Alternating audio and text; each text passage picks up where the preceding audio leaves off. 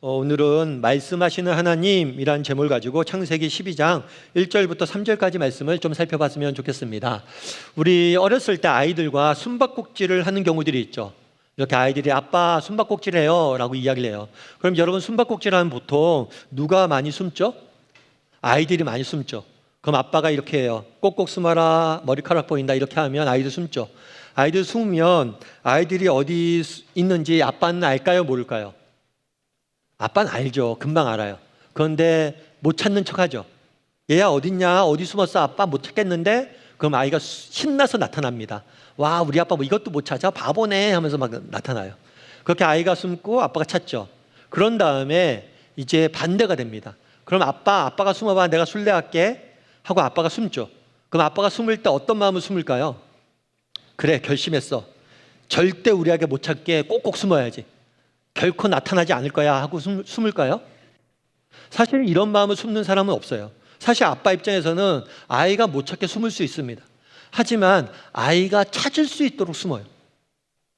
아이 눈에 보이게 잘 숨습니다. 그런 다음에 때로는 그러죠. 짜잔, 아빠 여기 있다 하고 나타나기도 하고. 사실 아빠 입장에서 숨바꼭질은 뭐냐면 숨는 게 목적이 아니에요. 뭐가 목적이에요? 아이에게 나타나는 게 목적이에요. 아빠 여기 있지라고 말할 때 기쁨이 있기 때문이에요. 하나님도 마찬가지입니다. 정말 때로는 이 땅을 살다 보면 하나님 보이지 않으시죠. 그리고 하나님은 내 삶에 침묵하는 것 같아요. 그리고 하나님은 안 계신 것 같을 때가 있어요. 아니, 하나님은 숨어 계신 것 같을 때가 있어요. 내 삶에 역사하지 않는 것 같을 때가 있어요. 하지만 하나님 역시 마찬가지예요. 하나님도 숨는 게 목적이 아니에요. 하나님의 궁극적인 목적은 뭐냐? 나타나심에 있어요. 때로는 우리에게 안 보이고 때로는 우리를 기다리게 하시지만 결국에 하나님의 목적은 나타나는 것에 있다는 거. 오늘은 이 하나님의 나타나심에 대해서 배웠으면 좋겠어요. 이 하나님의 나타나심을 신학적 용어로 하면 계시라고 그래요. 계시의 하나님에 대해서 나타났으면 살펴봤으면 좋겠어요. 그래서 하나님께서 정말 어떻게 우리 가운데 나타나셨는지, 또 우리 가운데 어떻게 계시했는지에 대해서 함께 배워봤으면 좋겠습니다. 첫 번째로 살펴보길 원하는 것은 뭐냐면 하나님을 아는 지식이에요.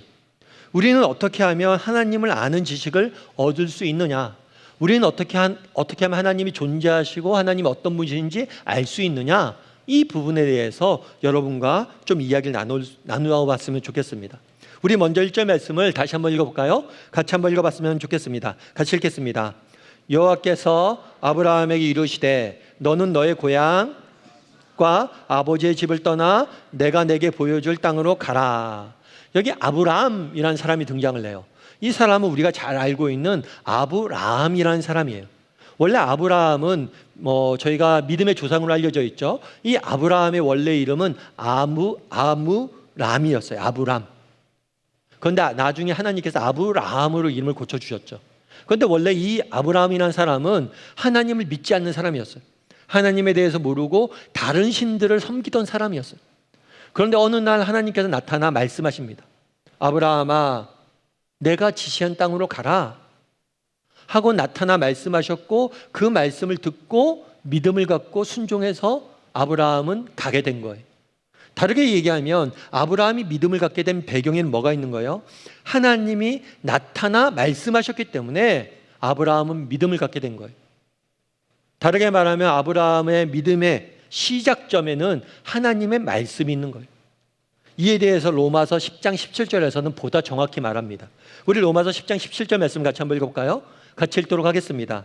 그러므로 믿음은 들음에서 나며 들음은 그리스도의 말씀으로 말미암느니라. 우리가 믿음을 갖게 된 것은 어디에서 난다고요? 들었기 때문에 믿음이 생긴다는 거예요. 특별히 무엇을 들었기 때문에? 하나님의 말씀을 들었기 때문에 믿음이 생긴 거예요. 따라서 하나님의 말씀이 없다면, 우리가 하나님의 말씀을 듣지 않았다면 우리는 믿음을 가질 수 없는 것.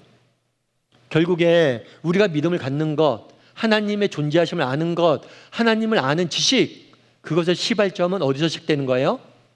하나님의 말씀에서 시작되는 겁니다. 여러분, 우리는 누구나 부모가 있어요. 어린아이가 태어났습니다. 그럼 이 어린아이가 내게 부모가 있고 부모가 누군지 어떻게 알 수 있을까요? 유전자 검사를 통해서 저 사람이 내 부모야, 유전자 검사증을 가지고 알 수 있을까요? 내게 부모가 존재한다는 것, 그리고 부모가 누구인지 아이의 입장에서 어떻게 알 수 있냐는 거예요. 스스로 발견해서 알 수 있을까요? 아니에요. 스스로 연구하고 발견해서 알 수 있는 게 아니에요. 어떻게 알 수 있어요? 부모가 나타나 말하는 거죠. 얘야, 우리가 너의 아빠 엄마란다. 아빠 해봐, 엄마 해봐. 사실 저희 엄마도 제가 저희 엄마인지 뭐 유전자 검사를 통해서 아는 게 아니에요. 그냥 엄마가 그렇게 알려줬기 때문에 내가 아는 거예요. 아, 엄마라는 분이 존재하는구나. 엄마라는 분이 계시는구나. 다르게 말하면 우리의 스스로의 힘으로 우리는 부모의 존재를 발견하는 게 아닙니다. 실제로 한 번은 그런 적이 있었어요. 인도에서 어떤 여자아이 2명을 발견했습니다. 이 아이들은 어떤 아이였냐면 태어나자마자 정글에 이렇게 버려진 거예요. 버려졌는지 잃어버렸는지 모르겠어요. 아무튼 정글에서 늑대의 손에 자란 거예요. 아이들이 정글에 늑대와 함께 살고 있던 아이들을 데려온 거예요. 그러니까 처음 발견했을 때 이 아이들은 인간이라고 보기 힘들었어요. 거의 늑대처럼 행동하고 생활하고 말도 못하고, 다르게 말하면 인간인지조차도 모르는 거예요. 그래서 이 사람들이 인간 사회에 돌아와서 인간답게 키우기 위해서 노력했습니다. 그런데 결국에 인간 사회에 적응을 하지 못했어요. 그래서 한 아이는 1년 만에, 한 아이는 9년 만에 세상을 떠났습니다. 다르게 말하면 우리가 태어나서 누군가 우리에게 알려주지 않는다면 우리는 우리가 인간인지조차도 모르는 게 인간이에요. 내가 누구인지, 내게 부모가 있는지 없는지도 모르는 게 인간인 거예요. 하나님도 마찬가지입니다. 하나님이 존재하는지 우리가 어떻게 알 수 있습니까? 우리의 스스로의 힘으로, 우리의 지혜로, 우리의 능력으로 하나님을 발견할 수 없어요. 2차원에 사는 동물이 있다고 가정해 보십시오. 3차원에 있는 동물을 2차원에 있는 동물이 이해할 수 없어요. 마찬가지로 유한한 인간이 무한하신 하나님을 어떻게 알 수 있겠어요? 스스로의 힘을 발견할 수 없는 거예요. 그럼 어떻게 하나님의 존재하심을 우리가 알 수 있느냐? 하나님이 나타나서 뭐예요? 말씀해 주셨기 때문에, 알려주셨기 때문에. 결국에 우리가 하나님을 믿게 된 것, 하나님을 알게 된 계기는 뭐냐? 하나님이 나타나서 말씀해 주지 않는다면 결코 우리는 하나님을 믿을 수 없는 것. 출애굽기 3장 14절에서는 이렇게 이야기합니다. 우리 같이 한번 읽어볼까요? 같이 읽겠습니다. 하나님이 모세에게 이르시되 나는 스스로 있는 자이니라. 또 이르시되 너는 이스라엘 자손에게 이같이 이르기를 스스로 있는 자가 나를 너희에게 보내셨다 하라. 하나님 모세에게 나타납니다. 나타나서 모세야, 네가 이스라엘 백성들을 구원해야겠다. 이스라엘 백성들에게 가라 라고 이야기했더니 모세가 그런 얘기를 해요. 제가 그러면 이스라엘 백성들에게 가서 뭐라고 이야기할까요? 누가 나를 보냈다고 이야기할까요? 저는 당신이 누구인지 모릅니다 라고 이야기를 해요. 그러자 하나님께서 자신의 이름을 가르쳐 줍니다. 자신이 누구인지 자신의 이름을 가르쳐 주는 거예요. 나는 스스로 있는 자다. 내 이름은 야훼다. 구약성경에서 한 사람의 이름은 그 사람의 존재와 성품을 나타내는 거예요. 하나님은 누구십니까? 스스로 있는 자예요. 우리 세상의 모든 만물은 피조물이에요. 스스로 존재하지 않아요. 우리는 창조를 누군가 해서 존재하는 거예요. 우리의 존재는 시작과 끝점이 있어요. 하지만 하나님은 그것이 없습니다. 피조물이 아니시고 모든 걸 창조하신 분이 하나님이신 것. 그래서 하나님이 자신이 어떤 분이신지 나타나 보여주시고 알려주셨어요. 그래서 모세가 하나님이 누구신지 그 이름이 뭔지 알 수 있는 거예요. 우리는 마찬가지예요. 하나님, 목사님, 우리가 하나님이 존재하시는지 어떻게 알 수 있습니까? 하나님이 어떤 분이신지 어떻게 알 수 있습니까? 어떻게 알 수 있어요? 하나님의 말씀을 통해서 알 수 있어요. 하나님이 나타나 말씀해 주셨기 때문에 알 수 있고, 말씀을 통해서 알 수 있어요. 그 하나님의 말씀을 적어 놓은 게 뭐예요? 성경이에요, 성경. 그래서 우리는 성경을 보아야 되는 거예요. 성경을 보고 성경을 읽어야 됩니다. 왜냐하면 성경을 통해서 우리는 하나님이 어떤 분이신지 알 수 있기 때문이에요. 그런데 세상 사람들이 갖고 있는 오해가 한 가지 있어요. 그건 뭐냐면 이 성경책을 뭐라고 생각하냐면 인간이 쓴 책이라고 보는 거예요. 야, 그거 성경은 인간이 쓴 책 아니야? 너희가 다 지어낸 이야기 아니야? 성경 이야기는 인간이 지어낸 이야기라고 생각을 해요. 그런데 그렇지가 않습니다. 왜 그렇지 않을까요? 첫 번째로 성경은 보통 신화나 전설을 어떻게 시작하냐면 아주 먼 옛날로 시작해요. Long time ago. 왜 아주 먼 옛날로 시작할까요? 아주 먼 옛날로 시작하면 본 사람이 없잖아요. 그러니까 내가 마음껏 지어낼 수 있었어요. 아주 먼 옛날에 이런 일이 있었단다. 에이, 거짓말. 진짜 있었어. 그런데 확인할 방법이 없어요. 본 사람이 없으니까. 아주 먼 옛날을 가본 적이 없으니까. 그런데 성경은 아주 먼 옛날로 시작하지 않아요. 대부분의 신화나 전설은 아주 먼 옛날로 시작해요. 근데 성경은 뭐라고 시작하냐면 오늘 여기에서 일어난 일들을 기록하고 있습니다. 성경은 먼 옛날의 이야기가 아니에요. 오늘 여기서 일어난 일을 기록하고 있는 거예요. 대표적인 예가 예수님의 생애예요. 바울은 고린도전서 15장에서 그런 얘기를 합니다. 예수님이 부활하셨어. 십자가에서 죽으신 다음에 부활하셨어. 이렇게 이야기를 해요. 그런데 뭐라고 얘기하냐면, 그런데 이 부활을 목격한 사람들이 지금 대부분 살아있어. 궁금하면 그 사람에게 물어봐. 예수님이 부활하셨어요. 이걸 오래전에 있었, 아주 먼 옛날에 예수님이 부활하셨어. 이렇게 기록하지 않아요. 오늘, 어저께 예수님이 부활하셨어. 그걸 본 사람들이 여기 많아. 네가 가서 직접 물어봐. 오늘 여기서 일어난 일들을 기록하고 있는 거예요. 따라서 성경 이야기는 지어낼 수가 없어요. 왜냐하면 오늘 여기서 일어난 이야기인데, 목격자들이 많은데 어떻게 거짓말로 지어내냐는 거예요. 성경은 지어낸 이야기가 아닙니다. 성경은 우리가 하나님의 말씀을 듣고 하나님이 행하신 일을 보고 직접 보고 들은 이야기를 기록해 놓은 게 성경이에요. 또한 대부분의 신화나 전설은 미화를 합니다. 멋있게 쓰는 거죠. 이런 사람이 있었는데 이 사람은 이런 대단한 일들을 했어. 이런 성품을 가진 멋진 사람이었어. 하면서 주인공을 미화를 해요. 그런데 성경을 보면 절대 성경의 등장인물을 미화하지 않습니다. 오늘 본문에 보는 대표적인 예가 아브라함이에요. 아브라함은 우리가 믿음의 조상이라고 생각하잖아요. 그런데 아브라함의 생애를 나중에 여러분들 창세기 쭉 읽어보세요. 아브라함은 그렇게 존경할 만한 영웅이 아니에요.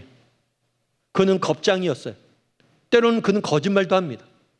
비겁하게 뭐라고 하냐면 자기 아내, 자기가 죽을까 봐 아내를 뭐라고 그러는 거예요? 자기 누이라고 거짓말을. 조금만 어려움이 있으면 도망가요. 어떻게 보면 우리가 생각하기에는 영웅의 모습과는 너무 달라요. 뿐만 아니에요. 예수님의 제자들도 마찬가지예요. 예수님의 제자들은 초대교회 지도자들이에요. 그 시대의 운동을 이끌었던 사람들이에요. 그런데 성경에 보면 그 사람들의 이야기가 다 적혀있어요. 이 사람들이 얼마나 욕심쟁이인지, 이 사람들이 얼마나 서로 싸웠는지, 이 사람들이 얼마나 시기와 질투가 가득했었는지, 이 사람들이 얼마나 결정적인 순간에 비겁하게 도망간 사람들인지 다 적어놨어요. 만약에 내가 거짓말로 책을 지어낸다면 이런 얘기를 안 넣어야 돼요. 부정적인 얘기를 왜 넣어요? 내가 도둑질하고 간음하고 살인한 이야기를 왜 성경에 적어 놓습니까? 내가 쓰는 책인데. 그런데 성경은 그렇지 않아요. 모든 이야기를 적어놨습니다. 왜요? 지어낸 이야기가 아니라서 그래요. 그냥 내가 보고 들은 이야기를 적었기 때문에.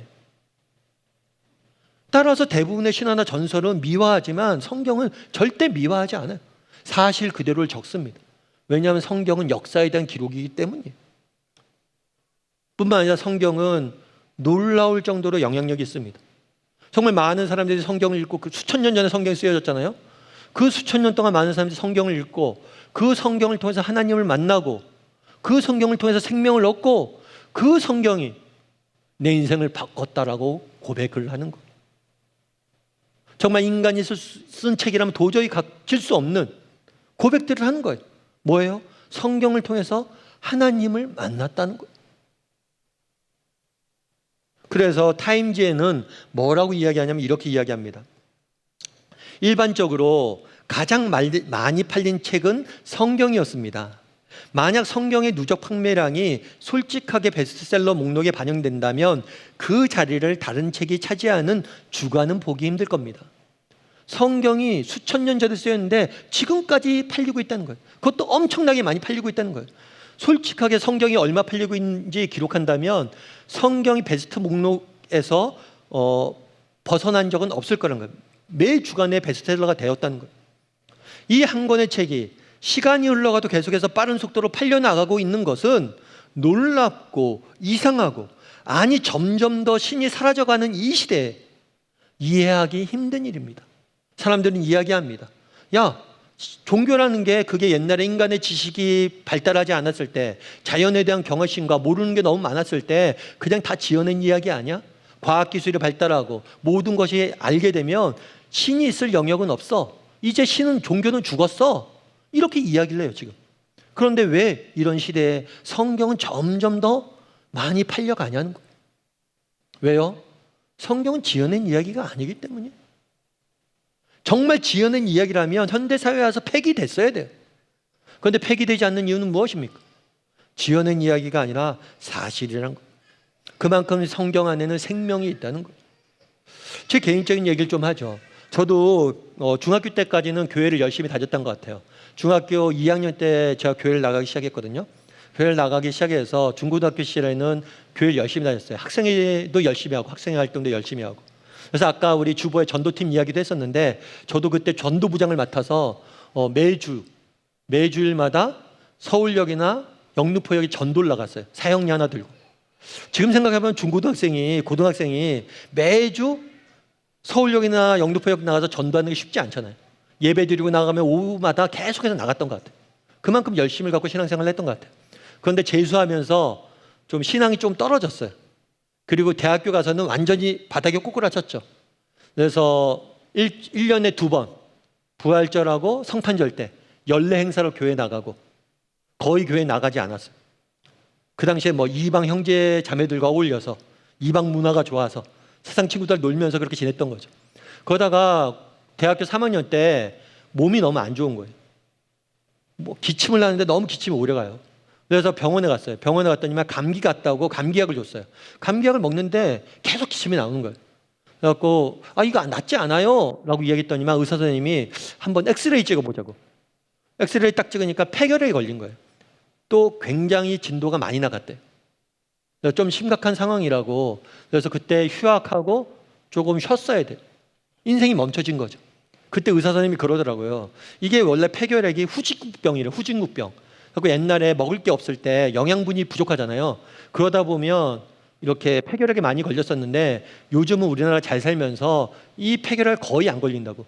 그런데 요즘 젊은 아이들 중에서 몸 안 돌보고 노는 친구들이 가끔 걸려서 온다고. 완전히 제 얘기였죠. 그래서 폐결핵이 딱 걸렸어요. 그래서 학교도 휴학하고 이제 제 인생이 멈춘 거죠. 그런데 재밌었던 건 뭐냐면 그때 하나님 말씀이 하나 생각나는 거예요. 그 말씀은 뭐냐면 제 친구가 제가 중고등학교 때까지 교회 다니다가 대학교 때 안 나오니까 제게 편지를 보냈어요. 그리고 편지 내용은 기억나지 않아요. 그런데 편지에 적어놓은 말씀 한 구절이 기억이 나는 거예요. 그 말씀이 뭐냐면 히브리서 4장 4절부터 6절까지 말씀이에요. 뭐냐면 한번 빛을 받고 하늘의 은사를 맛보고 성령에 참여한 바 되고 하나님의 선한 말씀과 내세의 능력을 맛보고도 타락하는 자들은 다시 새롭게 하여 회개하게 할 수 없나니 이는 그들이 하나님의 아들을 다시 십자가에 못 박아 드러내놓고 욕되게 함이라. 그러니까 이게 참 독한 친구죠. 예를 들어서 친구가 교회 안 나와요. 그러면 하나님은 사랑이시야 막 이런 말씀을 보내야 되는데 이런 말씀을 보낸 거예요. 야 승관아, 너 안 돌아오면 너 끝이야. 너 다시 회개할 수 없어. 계속 그렇게 살다 보면 너 정말 죽어. 경고의 말을 보낸 거예요. 제가 이 얘기를 듣고 편지 내용은 전혀 기억이 나지 않아요. 근데 이 말씀이 생각나더라고요. 야, 빨리 돌아가야 되겠다. 폐결에 걸리고 야 정말 우리 인생이 언제 어떻게 될지 모르겠구나 이렇게 느낀 다음에 느꼈던 게 뭐냐면 빨리 돌아가야겠다는 거예요. 이 말씀이 기억나면서 그때부터 제가 가진 생각이 있어요. 그건 뭐냐면 저는 말씀의 능력을 믿습니다. 정말 오늘 우리가 이렇게 주일날 말씀 듣잖아요. 이렇게 듣는 말씀 때론 피곤하고 졸린 가운데 듣죠. 스쳐 지나갈 때 듣죠. 집중도 안 되는 날들도 있죠. 그런데 저는 이렇게 들은 말씀이 결코 사라지지 않는다고 봐요. 그 말씀이 우리 안에 심겨지면 그것이 우리 인생을 지키는 거예요. 결정적인 순간 내 인생 가운데 역사하는 거예요. 왜요? 이 말씀은 하나님의 말씀이기 때문에, 이 말씀에 생명이 있기 때문에, 이 말씀에 능력이 있기 때문이에요. 저도 그날 정말 스쳐 지나갔다 보았던 그 하나님의 말씀이 생각나면서 내 인생을 이렇게 살면 안 되겠다. 그리고 정말 그날 회개하고 기도하면서 저도 하나님을 만났어요. 여러분, 저는 제 자신을 안 믿습니다. 하지만 저는 제 자신에게 심겨진 말씀을 믿어요. 그래서 우리 자녀들에게 말씀을 심으려고 노력하는 거예요. 지금 당장 우리 자녀들이 말씀을 안 듣고 지금 당장 외면하고 있는 것 같지만 언젠가 이 심겨진 말씀이 우리 자녀들을 지킬 거예요. 그게 말씀의 능력인 거예요. 그날에 아브라함에게 하나님께서 나타나 말씀하셨다라고 이야기를 합니다. 정말 우리가 하나님의 존재하심을 어떻게 알 수 있습니까? 아니, 우리가 하나님을 어떻게 만날 수 있습니까? 그분의 나타나신 말씀을 통해서 만날 수 있는 거예요. 그분을 아는 지식에 이를 수 있는 거예요. 그래서 우리가 성경을 배워야 되는 거예요. 그리고 이렇게 성경을 배웠을 때 이 성경 말씀이 우리 인생을 지키는 거예요. 바라기는 우리 다음의 식구들이 정말 말씀을 배웠으면 좋겠어요. 때로는 정말 이해가 안 돼도, 때로는 집중이 안 돼도, 때로는 정말 내가 모든 것을 다 알 수 없어도, 그럼에도 불구하고 말씀을 가까이 했으면 좋겠습니다. 말씀을 배워갔으면 좋겠어요. 그럼 그 말씀을 통해서 우리는 하나님을 만나게 될 것이고 그 말씀이 우리의 인생을 지킬 거예요. 그런 믿음을 가지고 정말 날마다 말씀을 배워가는 저나 여러분이 되기를 주님의 이름으로 소원합니다. 두 번째 살펴보길 원하는 것은 하나님의 약속이에요. 하나님은 자신의 하신 말씀을 반드시 지키는 분이라고 성경은 소개하고 있습니다. 오늘 본문의 1절과 2절 말씀을 우리 같이 한번 다시 읽어보았으면 좋겠습니다. 같이 한번 읽도록 하겠습니다. 여호와께서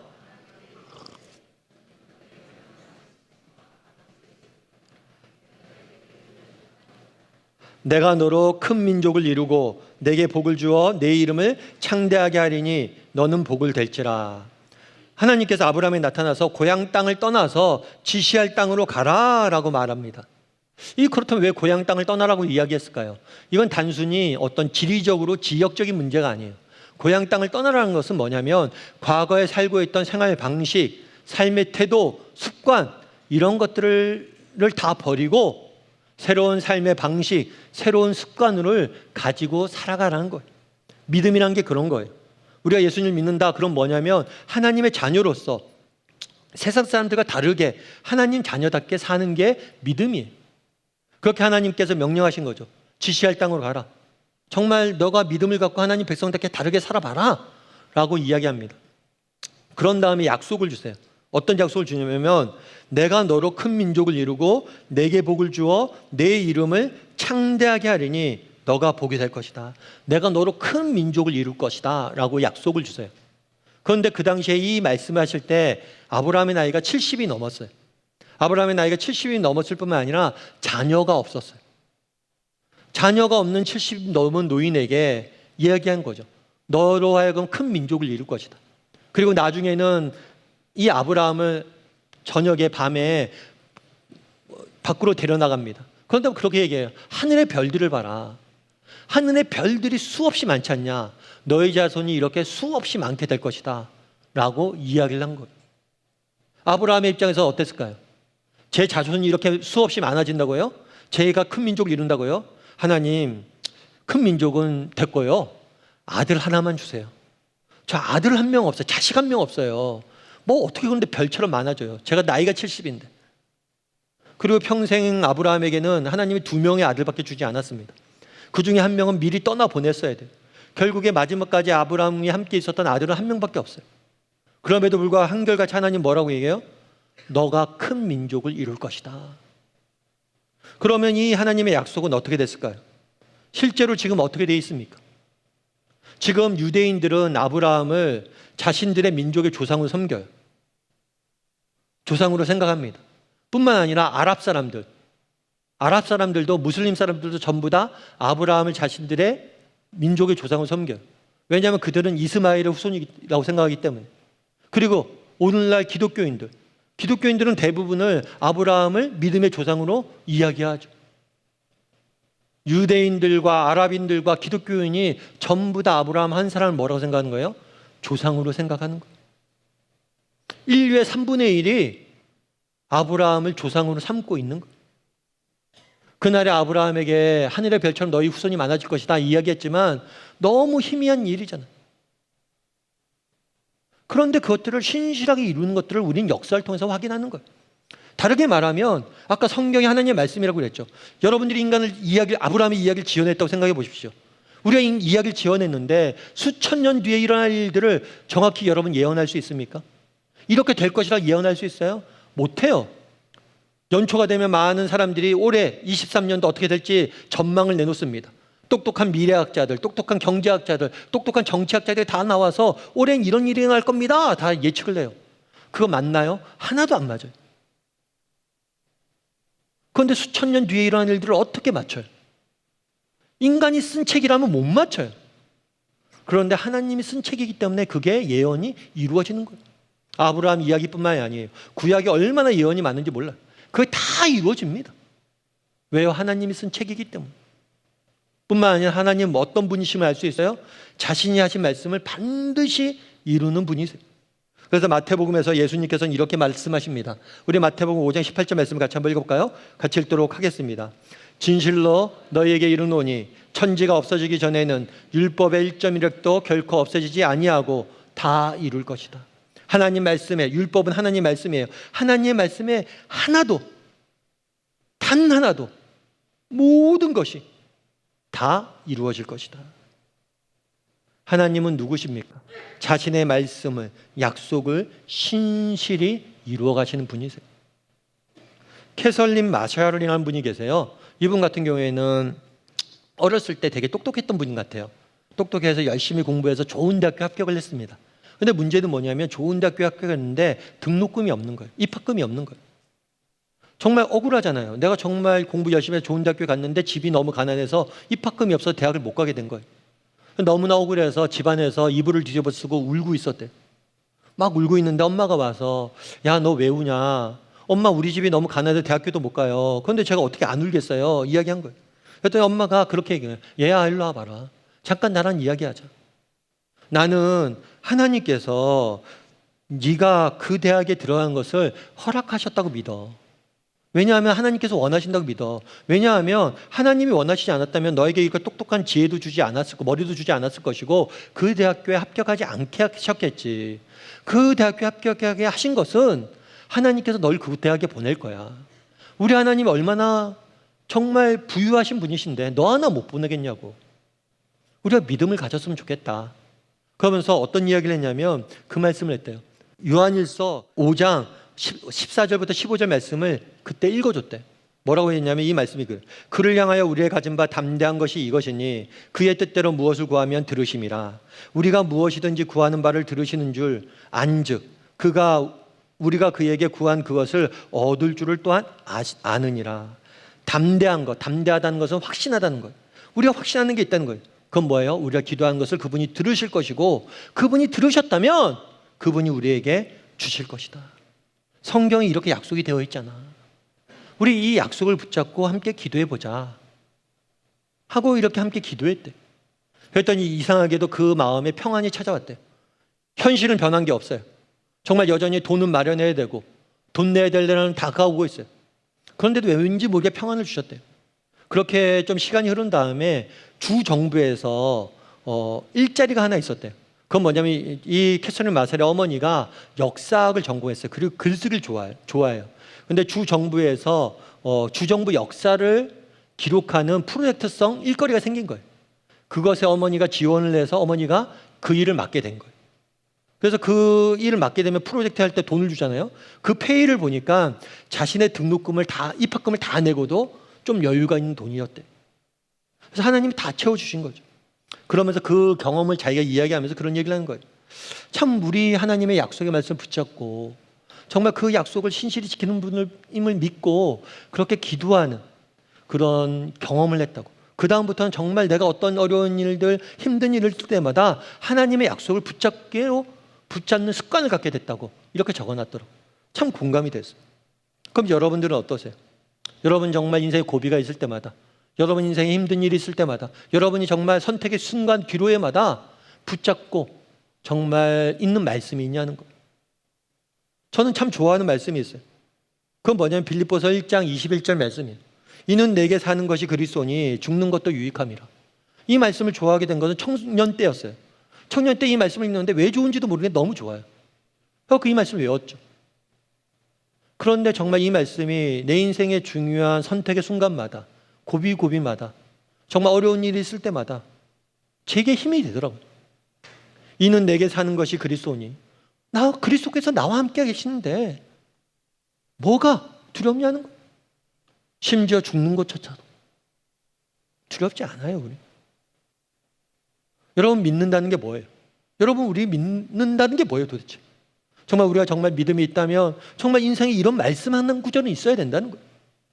정말 여러분이 힘들 때마다, 지칠 때마다, 여러분들이 정말 고민될 때마다 붙잡고 걸어갈 말씀 한 구절이 있어야 되는 거예요. 그리고 그것들 붙잡고 가는 게 믿음이. 바라기는 우리 다음의 식구들이 정말 하나님의 말씀을 배웠으면 좋겠어요. 성경을 배웠으면 좋겠어요. 이 성경을 배울 뿐만 아니라 붙잡았으면 좋겠어요. 힘들 때마다 말씀 읽고 말씀 붙잡고 기도하고 믿음을 갖고 걸어갔으면 좋겠어요. 그랬을 때 하나님께서 정말 자신의 약속을 신실히 이루시는 하나님께서 우리 삶을 통해서 역사하시고 일하실 줄 믿습니다.